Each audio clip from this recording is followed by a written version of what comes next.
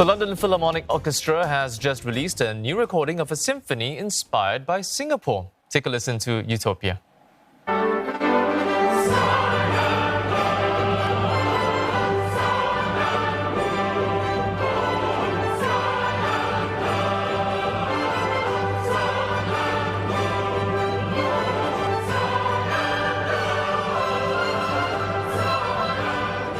The symphony first premiered in Moscow in 2005, and Utopia is the first work inspired by Singapore that has made it to the orchestra's classical music label.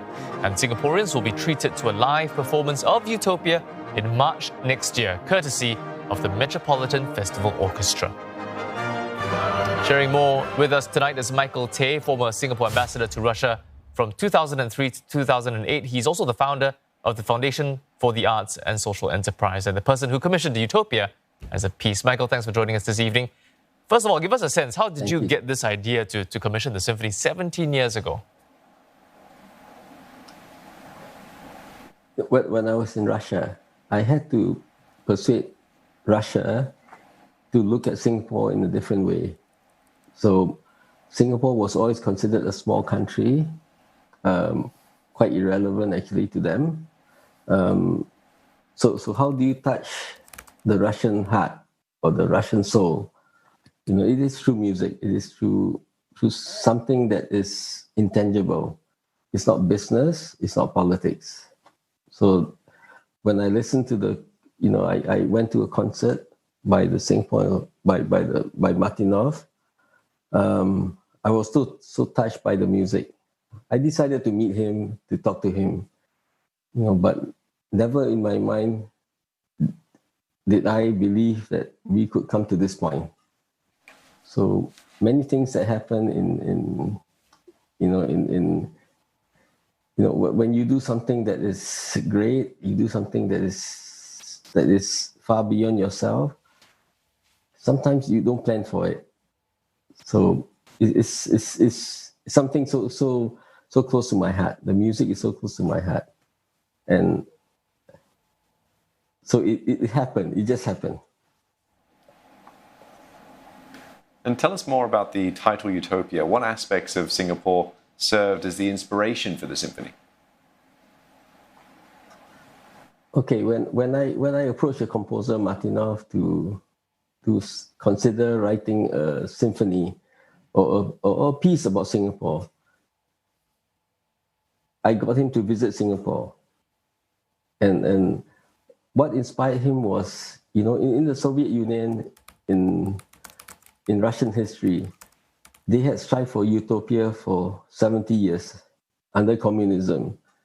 And for him, when he visited Singapore, he thought that somehow Singapore, in those few short years that we survived and we became independent and we grew, he thought that we had captured this idea of utopia. Because for Marxism, for the Soviet Union, for communism, utopia was an endpoint.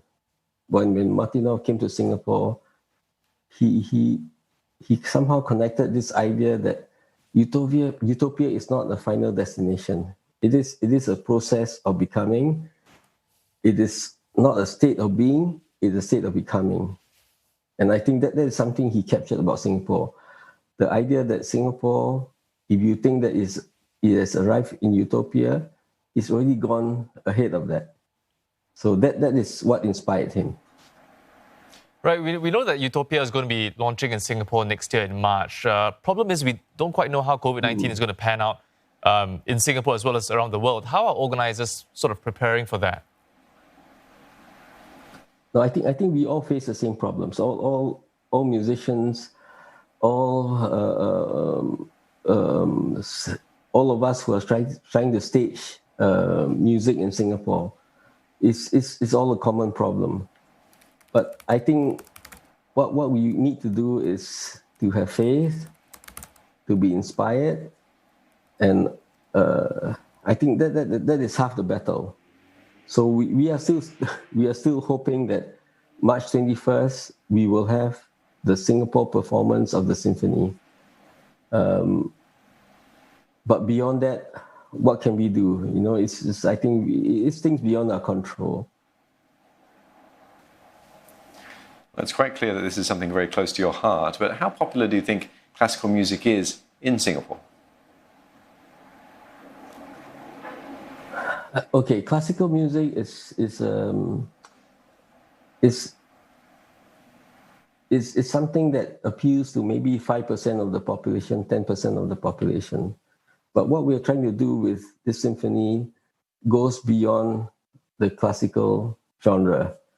We want to bring this down to the people. We want to be able to somehow get, for example, a taxi driver to be proud that a Russian composer, a major Russian composer, composed a symphony about Singapore, and it was taken up by the London Philharmonic Orchestra, recorded by the LPO on their own label.